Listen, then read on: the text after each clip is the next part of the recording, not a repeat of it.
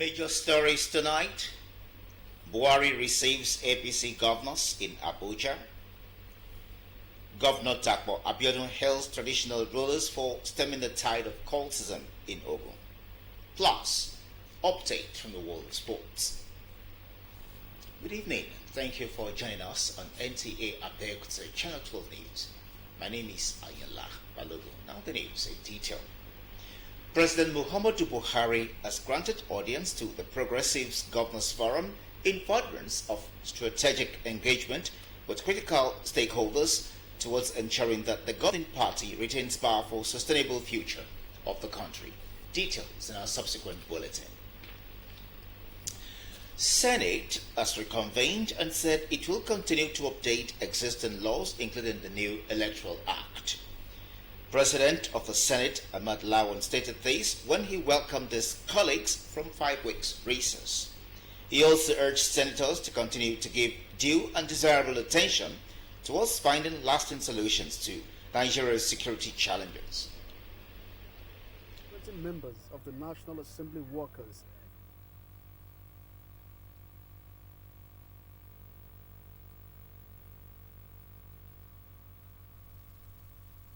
as a parliament,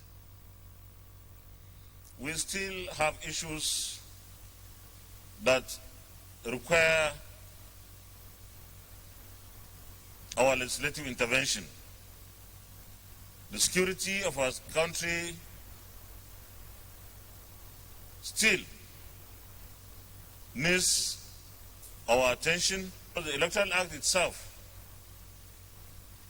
even though a good document, is not a perfect document. So it needs some refinement from time to time to improve our electoral process. Meanwhile, President of the Senate, Ahmad Lawan, has announced the defection of 2 senators from Kebbi State, Senate leader Abdullahi Yahya and Adamu Alero from the All Progressives Congress to the People's Democratic Party, PDP, citing absence of internal democracy in the party as reasons. Senator Yahya also reigned as majority leader of the Senate. Senate is to review the amended Electoral Act 2022 and carry out adjustment where necessary. President of the Senate, Ahmad Lawan, stated this when he welcomed his colleagues from recess. National Assembly correspondent Ignatius Nkwo reports. As early as 8 o'clock Tuesday morning, demonstrating members of the National Assembly workers blocked the National Assembly gate in protest of their financial entitlements. 1 hour later, the union rolled out the roadblock and suspended the protest till the end of this month. That gave way for entrance into the National Assembly. Senate thereafter reconvened for plenary after 5 weeks of recess. Party primaries having been done and dusted, senators are now back for legislative business. President of the Senate, Ahmad Lawan, welcomed his colleagues to the last year of the 9th Senate. As a parliament, we still have issues that require our legislative intervention. The security of our country still needs our attention because the Electoral Act itself, even though a good document, is not a perfect document. So it needs some refinement from time to time to improve our electoral process.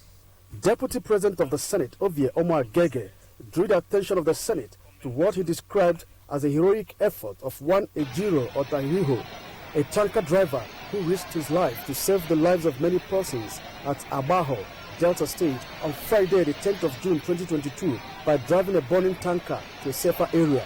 I urge that you recommend Mr. Ejiro Otahiriho to His Excellency the President Muhammadu Buhari, GCFR, President and Commander-in-Chief of the Armed Forces of Nigeria, for a befitting national honor.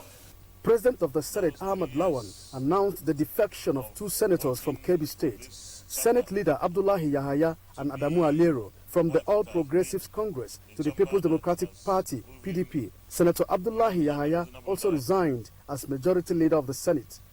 On behalf of all of us, thank the Senate Leader for his devotion to duty to this chamber. Senator Lawan, who had earlier announced the defection and resignation of the Minority Leader, Eyinaya Abaribe, suspended it till the next legislative day, following reactions from members of the PDP who insisted that the letter of notification be read on the floor. From the National Assembly, Ignatius Nkwo, NTA News. President of the Senate, Ahmed Lawan, has felicitated former head of state, General Abdul Salami Abubakar, on the occasion of his 80th birthday. In a statement by the Special Advisor to the President of the Senate on Media and Publicity, Ola Awoniyi, Senator Lawan joins members of the family, friends and associates of the former Nigerian head of state in celebrating his milestone. He observed that he will always be celebrated for his role in birthing democracy and for tirelessly promoting peace and stability in Nigeria through his platform, the National Peace Committee. National Chairman of the People's Democratic Party, PDP, Senator Iyosha Ayu, has expressed confidence that the party and its presidential candidate, Atiku Abubakar, will soon present a running mate that will be generally acceptable to Nigerians if voted into office.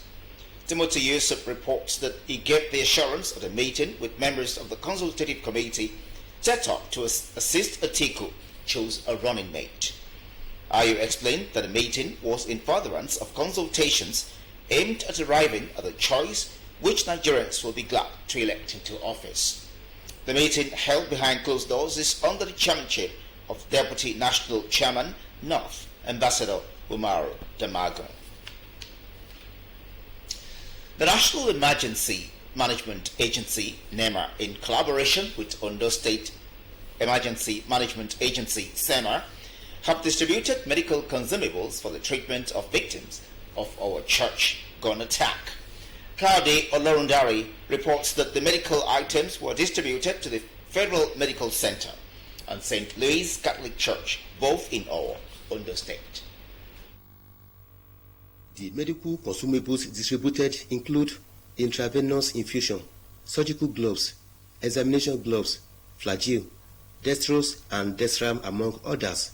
Taking delivery of the medical items, Chief Medical Director, FMC Owo, Dr. Liasu Ahmed, and the Hospital Administrator, St. Louis Catholic Hospital Owo, Reverend Sister Agnes Adelui, say the items will go a long way in stabilizing the victims of the attack. What we wrote for them is what they brought. All the patients, they are stable now, apart from those of them that were brought in dead.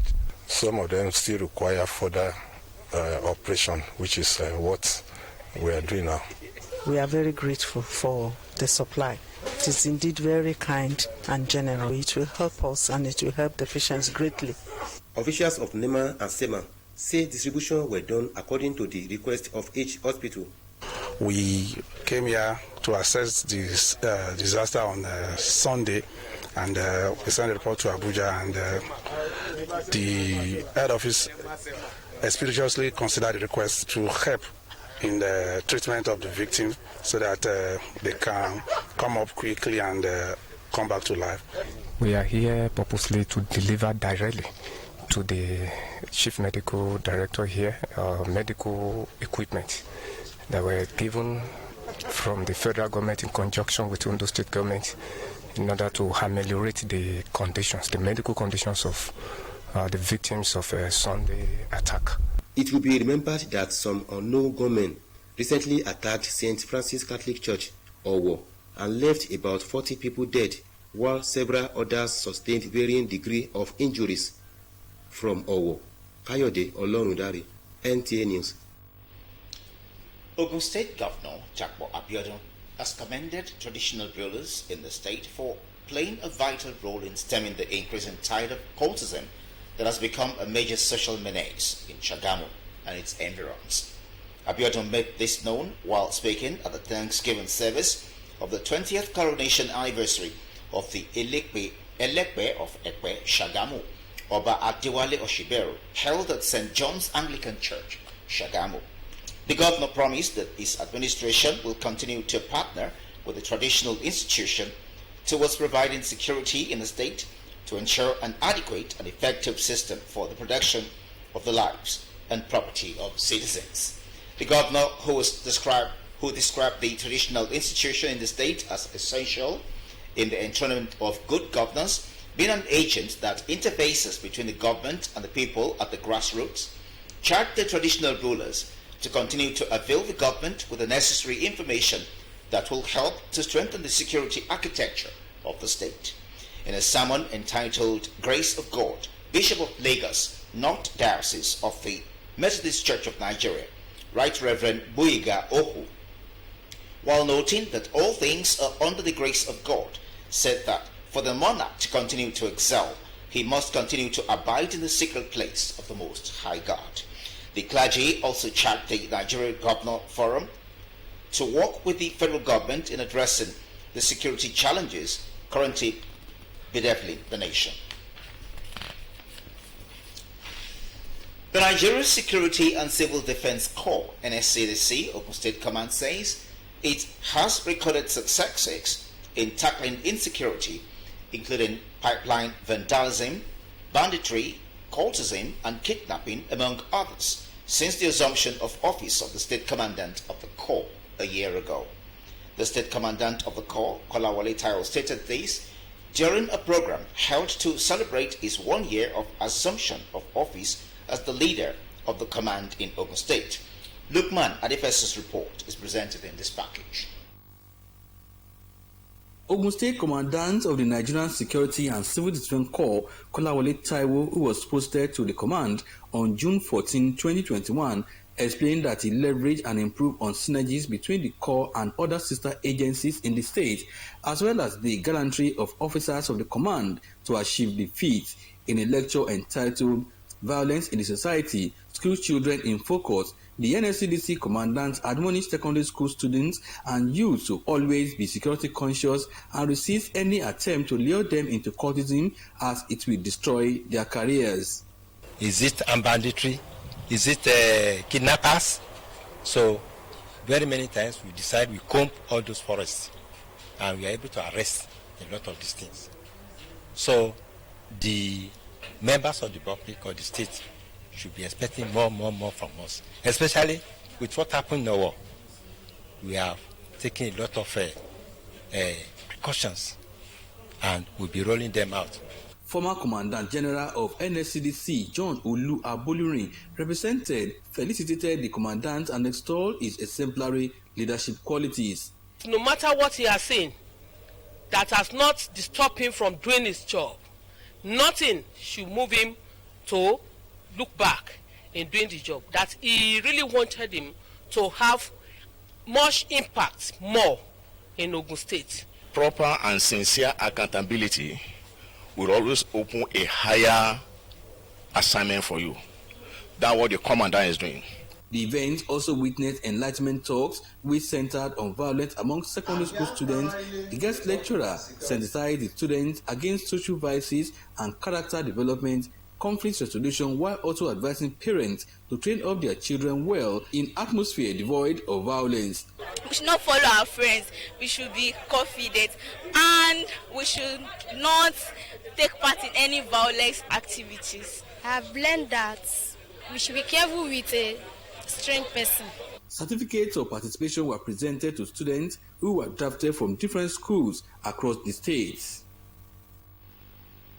You tuned to the news at 7 on NTA Abeokuta. More news after this time out. Stay with us.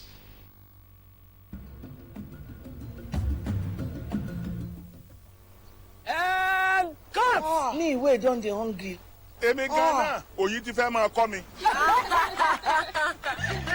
Everybody knows say I be real person, even for my acting. Now original. Enjoy my people. As now they see me so, I know they joke with anything where they bring rich flavor. Totori nutrition, and great taste. Like my Checkers custard make 3-in-1, the Totorica, Banga, and rich custard. Can someone get these two out of my set now? Good thing good, I beg. I no go lie. This na custard. Checkers. Na custard be that. Welcome back. After 35 years of diligent service, the Director of Medical Laboratory Services, Lagos State Primary Healthcare Board, Yomi Juliana Newton, has bowed out of service. Ese Onwamaka reports that the Association of Medical Personnel Board is not letting her go without the deserved honor, and so they rolled out drums to celebrate her retirement and 60th birthday in grand style at Alausa, Lagos. It was a celebration galore as family, friends and colleagues thronged the tastefully decorated hall to honor one of their own, Madam Yomi Juliana Newton, JP, who was the Director of Medical Laboratory Services of the Lagos State Primary Healthcare Board. Encomiums flowed freely from some of her loved ones, including the General Manager of NTA Abeokuta, Fumi Wakama, who praised her exemplary lifestyle. She is a very honest person, very hardworking, and very helpful. And you know, in this country, there are not many people who are like that. So she's a very unusual person. She's someone who is very close to God. You know, I remember when we were together, she really impacted my Christian life. You know, she will keep giving me tracts to read and all of that. And from there, you know, my Christian life developed, you know, so I can never forget her. It's a day of celebration. It's a day to remember that God is the all-sufficient one, and He has kept her till today, and that alone gives me so much joy and happiness. Highlights of the double celebration was a special prayer session for the celebrant and cutting of the lovely cake.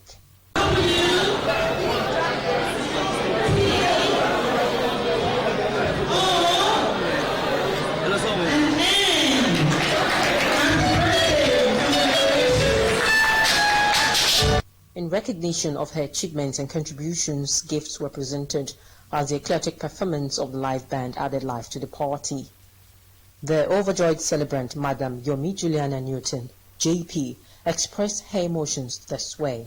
Very fascinating, very challenging, but in all, you just have to be determined, you have to be resilient, and you have to be innovative. Madam Yomi Juliana Newton was born on 11th June 1962, began her career in early 90s, and recently retired as a Director, Medical Laboratory Services from the Lagos State Civil Service. In Lagos, S.A. Obamaka, NTA News. The Owolabi family announces the passing unto glory of their beloved wife, mother and sister, Deaconess Toby Owolabi, who died on Monday 7th June 2022. A statement by the husband, Joseph Owolabi, on behalf of the family, indicated that she died after a brief illness at the age of 50 years.